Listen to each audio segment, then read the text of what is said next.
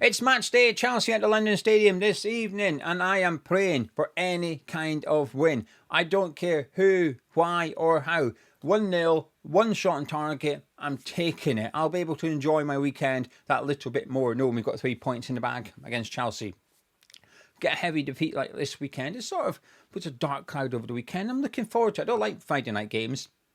But the advantage is you've got the weekend with no West Ham, haven't you? And if you win, you enjoy your weekend a bit more. But if you lose, bit glum. But there's some good football on this weekend. I'm looking forward to watching it. But it will depend on West Ham getting something tonight, which may seem unlikely at present. But fingers crossed. Anyway, welcome to the show where I feel like a fraud. This is where I try and talk tactics. I sit here with my handful of coaching certificates and my player ID certificates and pretend and think I know what I'm talking about. But I enjoy doing it. But a massive thank you to you lot for putting up with my nonsense. If you're new to the channel, please do subscribe. Also drop a like on the video by clicking the thumbs up button. It helps out the video, helps out the channel.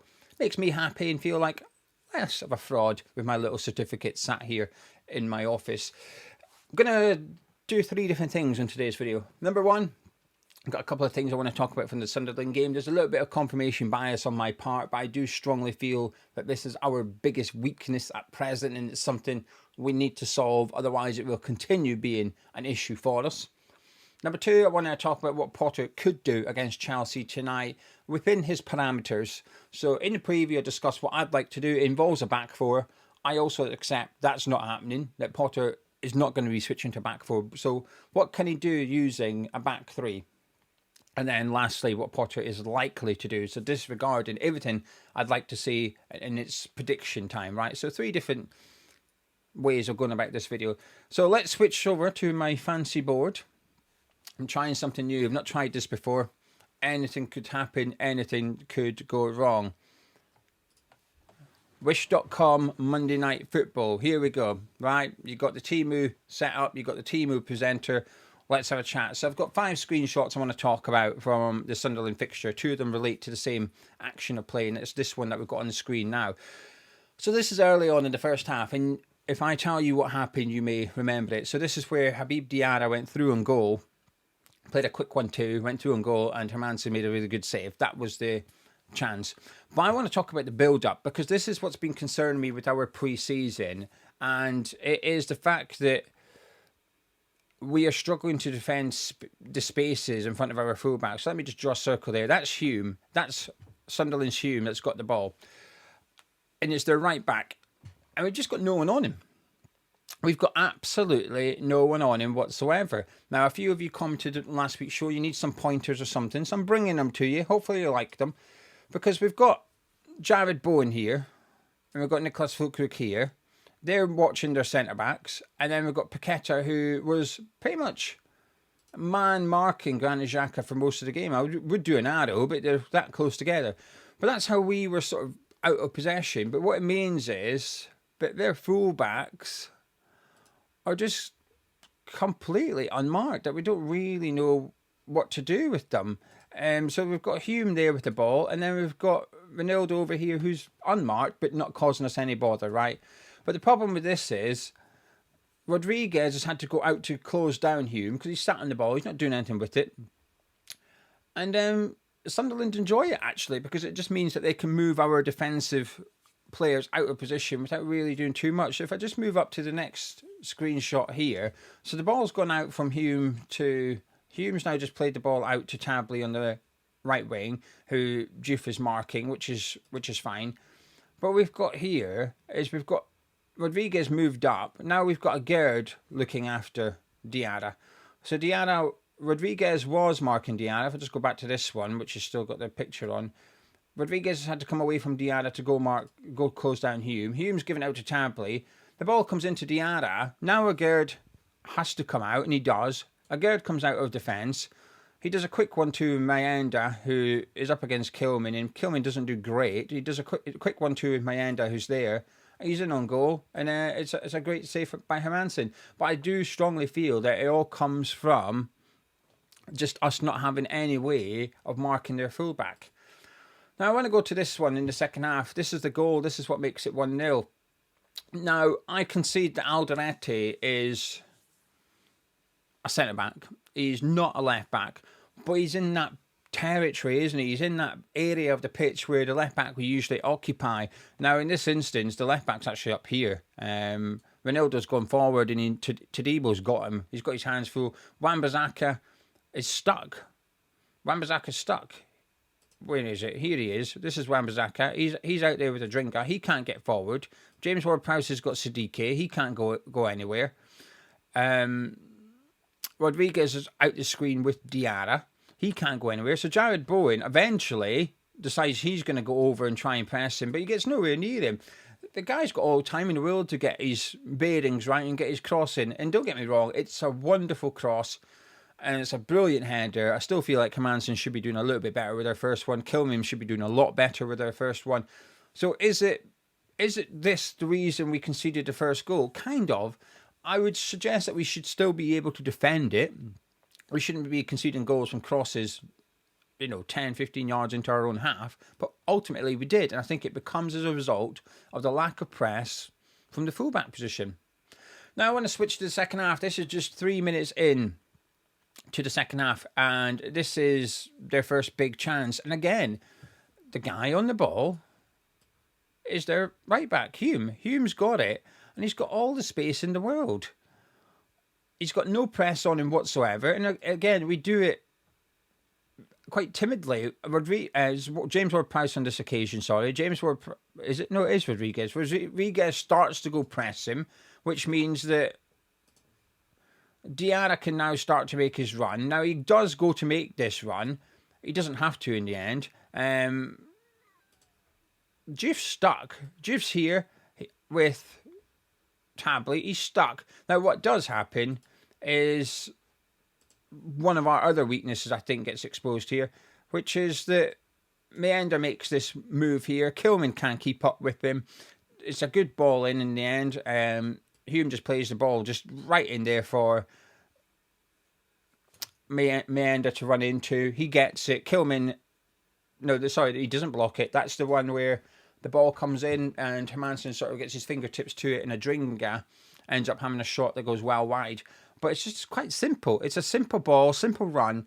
But again, it originates from the fact that their fullback gets the ball and he's got all the space in the world. He's got all the time in the world. And we are pressing them really slowly. Again, it's Rodriguez that's having to come away from a very athletic midfielder in Diarra and try and press him slowly. But by the time he's anywhere near him, the ball's played. It's too late. And we cut down here to the 56th minute. Now, what I should say, in this case, this is where we're in a bit of a back five position now. Juve is about 2 yards behind the rest of them. I mean, look how far behind Juve is compared to the nearest defender. He's miles. He's completely unaware of what's happening here, and that doesn't help Kilman. So when this run here starts to happen, which is Meander making that run, in an ideal world, Kilman will be able to put the brakes on and say, offside, away you go. But he can't. Kilman cannot play offside, because Juve is bloody 2 yards behind the rest of the defence. He's completely unaware of what's going on behind him. As a result, Kilman can't play the offside trap, so it becomes a foot race and he gets completely annihilated. Now, Kilman does what he should do, which is don't run after Meander, and starts to cut across and get into the box. But by the time he gets there, Meander's picked the ball up and he's got the cross in. But if you have a look at our back five here, Juve, Aguerd, Kilman, Tadebo, Wan-Bissaka, they're in a bit of a line, right? If Juve was where he was meant to be, and let's just put Juve here, and you've got Aguerd, Kilman, Tadebo, Wan-Bissaka, it's not the worst line in the world if we move Juve up, right? But that's us playing a back five. But when we're sort of trying to press and we move Juve forward in this example, so Juve's now here up against their right back. Hume's off the screen there on the left-hand side. It's a bit trust me, but he's there. Fulkrug's pressing Dan Ballard. But here you can see the problem, can't you? Aguerd's come well out into the left-back position, really far out. But look at that gap.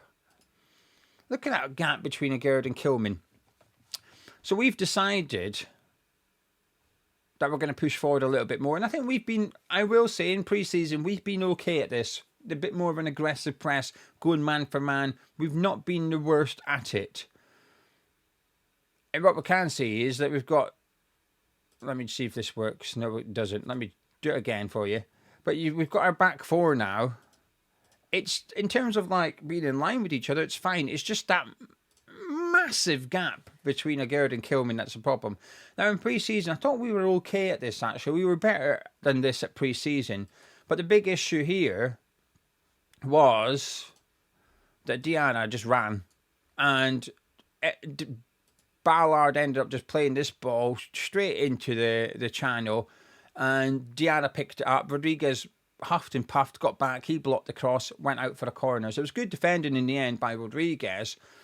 But this has got to be a situation that we want to avoid. We don't want to be putting Rodriguez into positions where he's up against someone much quicker than him over a 30-yard space.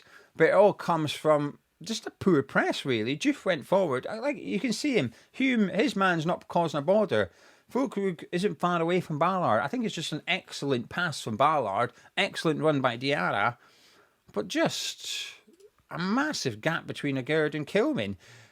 Now, Agard can cope with these. There was a couple of occasions where this happened and the ball went down the channel and Agard went back and got it. He's okay. He's quick enough. But Rodriguez isn't and Kilman isn't. So it was almost like we were relying on pace at this point. But the problem is, we're sort of not quick enough to do it. Anyway, that's a few things that concern me about Sunderland. I'm going to switch over to my other tactics board and let's talk about what Graham Potter could do this evening. So this is how we lined up against Sunderland. We had a back three, we had our wing backs. Paqueta was a little bit further forward than the other two because he was sort of man-marking Xhaka a little bit. Obviously in pre-season we've seen it look a little bit more like this in terms of like a sort of flat three, but with one sitting a little bit deeper than the other two, and then the two strikers. In terms of what I'd like him to do, if he's going to insist on this back three, I think one thing I'm always a fan of if you're going to play a back three is having someone in there that can come out of defence with the ball. It would mean playing Wan-Bissaka in there, bringing Kyle Walker-Peters in to right wing back. The alternative is you do similar on the other side with all these scars. You put him into the back three behind Al-Hadji Malik Diouf. But I think what this does give you, it just means that if you do go to a back four, and instead of having centre-backs playing full-back, Diouf would be the one likely to sit and Walker-Peters would go forward, which I think we're trying to avoid that situation with Diouf. And I think that's why we're possibly not going to see this too much unless we need a goal. I think that's something I think we'll see Potter do. If he wants to go a bit more defensive without conceding too much, I think we'll see Walker-Peters coming on at right wing-back and Wan-Bissaka going right centre-back and Todibo coming off the pitch. So that's something he could do. But for this game, I understand why he perhaps isn't really wishing to do that. But one thing we've seen Potter do quite a lot at Brighton, he did that at Chelsea, but he was only there for 31 games or something. He played about 5 different formations to Chelsea in that time. It wasn't ideal. But certainly at Brighton, he was a lot more stable, a lot more calm, a lot more consistent. But what we've seen him do often is his box midfield. And I think there's been an expectation from quite a lot of West Ham fans, myself included, that eventually we would go to the box midfield. We would go to... And for those... I'm just assuming people know what box midfielder is. And I apologise if this is patronising to anyone, but it's basically just 3-4-3. It's just a different way of saying 3-4-3, really. But obviously the box just refers to this little bit in the middle of the pitch here where you go, right, okay, there's your box midfield. Simple as that. And this is something I think we could do, because I think what it does do is it gets rid of this lack of press on the fullback, because it would allow Paqueta, I'm not changing personnel yet, Paqueta to get out there and close the right back down and Bowen to get out and close the left back down. So out of possession, admittedly it will mean your wing backs are sitting back a little bit, but it means that your two number 10s can get out and press the fullbacks if necessary, or what you can do is use one of them to do so. So in this instance, if you don't want to use Paqueta, you use Diouf to go out to the right, the opposition's right back. Agard takes the winger and Bowen takes the left back, and it means that Wan-Bissaka just sits back a little bit more as a conventional fullback. I appreciate Wan-Bissaka's off your pitch at the minute. There he is. He's back on your pitch. Wan-Bissaka would just become a bit of a fullback, and it becomes a bit of a 4-2-3-1 out of possession then. But that's something we haven't really seen from Graham Potter at West Ham yet, which is surprising perhaps a little bit. But certainly I would like to see us incorporate this box midfield, because I think it might get Bowen more in his best position out on this right hand side. Like I said, personally I prefer the back four. But I have to accept and concede, I think you do as well, that we're not going to see that yet from Potter. I think it's fair to suggest and expect him to stick with that back three, whether we like it or not. So if this is what he's going to do, in terms of personnel, what would I like to see? I'd like to see Mavropanos come back in for Max Kilman. I think defensively, I think he was one of the better defenders in the Premier League last season for aerial duels. Now, anyone that's seen the statistics from the weekend, I think it was Alan Shearer pointed out that, no, sorry, it was Jamie Carragher, Monday Night Football, Jamie Carragher pointed out against Sunderland that we had 10 aerial duels in both boxes. We lost 9 of them. Obviously, they scored from 2. Well, they scored from all 3. They scored directly from 2. Then the one we lost was from our own corner, ended up with them scoring the third goal. 10 aerial duels, we lost 9 inside the box. That's alarming. Mavropanos is better in the air than the other 3, in my opinion. I think he's been the best centre-back at West Ham under Graham Potter, so I'd put him in for Kilman, and that's how I'd go with my back 3 for this game in particular. Now, long-term, I'd be looking to incorporate a full-back in there, but for now, minimal changes, that's what I'd do. And I think what you can do further up the pitch is, I think you've got a lot of flexibility, actually. Now, obviously, Alvarez is gone, so we can't use him. Randy Potts, I think, has to come in, and I'd have Rodriguez, despite a really good performance against Chelsea, out, because I want to put more pressure on the midfield in terms of responsibility, in terms of being more athletic, covering more ground, and saying, actually, no, we're going to move someone further up the pitch. So you two in midfield, you're going to have to do more work. You're going to have to cover more ground. Rodriguez can't do that. I think Potts can, so I'd have him in there. Now, Ward-Prowse is the problematic player, isn't he? I'm going to suggest something bold for now. That's taking Paquette out of the team. Some of Ward-Prowse's best performances in the West Ham shirt has been in this position, this number 10 area. Going back to Arsenal in the Cup.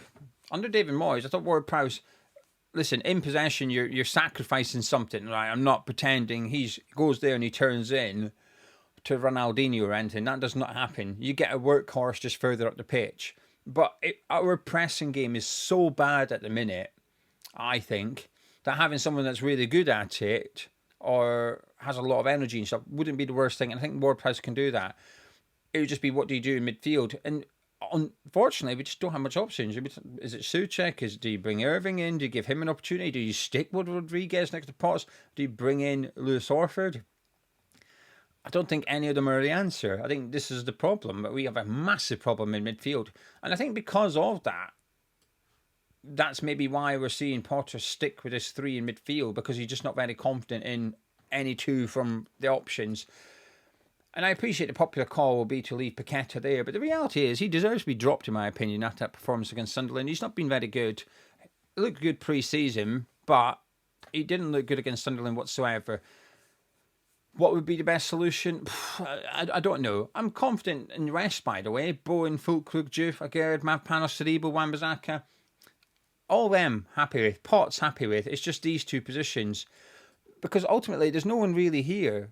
Guilherme's out with a broken collarbone. Somerville's not back yet. Earthy's back in training, but it's probably too soon. If Earthy was available, I'd be happy to wildcard and put him in here. I'd be more than happy to see that. Maybe you just play Paqueta and hope something happens. The other wild card is to play Callum Marshall. I wouldn't be against it. If this team came out tonight and Marshall was playing in this number 10 role, I would not be upset. He worked his nuts off in pre-season. Looked sharp, got a couple of goals. Was suspended last week so he couldn't participate. Was injured for the Leo friendly. I was a bit unlucky with that. But assuming he's fit, if he was to start, I wouldn't be offended by it. I appreciate it's bold, but I'm okay with that. I think we need boldness. I think we need something drastic. I think we need gambles. I don't know what the answer is. I don't know what I'd want to see. I mean, look, it just, there's nothing I can do with all these players and counters I've got. There's nothing I can do that makes me think that's the one. I think that's the formation if we're going to play within Potter's restrictions, which is a back 3. I think that's the formation I'd go to. But it's who? Who do you put? Let me just see if I can just bring in blank ones. Let's just put that in there.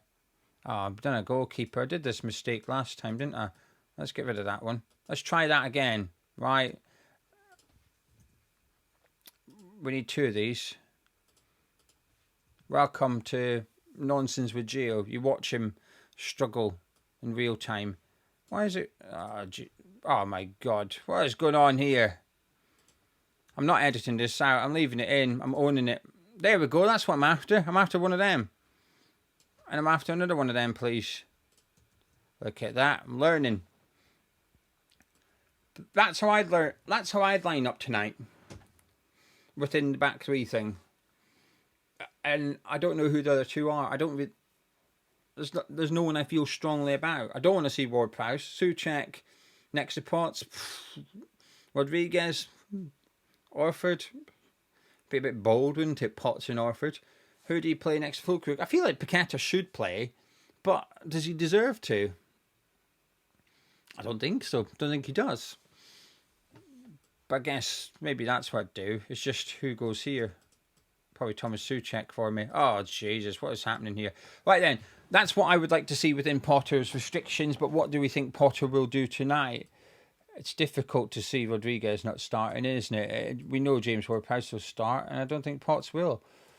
I think what Potter's been referring to about how we played some decent stuff in the first half against Sunderland, which we were all right. We were good. At half-time against Sunderland, I was comfortable. I thought we were going to go on and win. I thought we were looking decent. Now, don't get me wrong.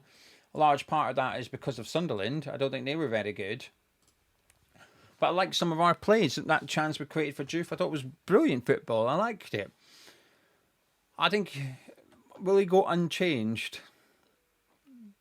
I think he might. If he does make a change, it's only really Souček, isn't it? Can you see him bringing anyone else in?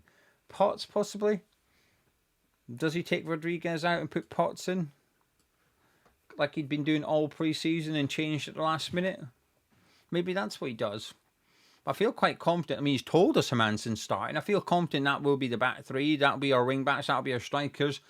I feel confident he'll start Ward-Prowse and Paqueta. It's just who else? Does he stick with Rodriguez or does he flip to Potts? I think maybe he goes to Potts just for... And it would feel like change for change's sake, really, because if he had confidence and belief in Potts, he would have started him last week. It would feel like he's just putting him in for the sake of doing a change, but he's got to get it right tonight, whatever he does. I think I'll leave that, actually. No, I won't. He's going to play Rodriguez, isn't he? Who did well at Sunderland. Don't get me wrong, he had a good game. I gave him man of match. The bar was low. He was one of two players I was happy with. Rodriguez, Todibo, they were the only two players I thought had good games against Sunderland. The rest of them weren't good enough. That's how I think Potter will go tonight, unchanged. Anyway, let me know in the comments below. Thank you very much for putting on my nonsense, but let me know what you would like to see. What you would like to see within Potter's parameters. Or what you think Potter will do. There's three different lineups, really, isn't there? I've given my three different lineups across the preview in this show. But thank you very much for joining me. My concern remains the same. Although Chelsea's fullbacks don't really stay wide, they tend to have like an inverted fullback, a bit of an auxiliary 8 at times with Reece James and Cucurella. So perhaps they won't use that space as much. My concern with Chelsea tonight is that gaps between centre-backs when we do press and we do go forward. So when Juve goes forward, Agard comes out, the gap between Kilman and Agard, I think, will be massive. And my other concern tonight is just Juve. I think he's going to get tested defensively and hopefully he's okay. But whether he's up against Estevao or Neto, I think it's going to be a tough evening for him. Hopefully we can get a win. Don't care how, who or why. I just want to be celebrating 3 points tonight. I'll be live. You're going to the game tonight. Have a belter. Hope you enjoy it. Hope you witness a good performance. Hope you witness 3 points. But if not, do come and join me. We are live at 6:55, 5 to 7. We're live on this channel with the build-up show, then the watch-along and the review. So come and join me then. I will appreciate your company. Catch you in a bit.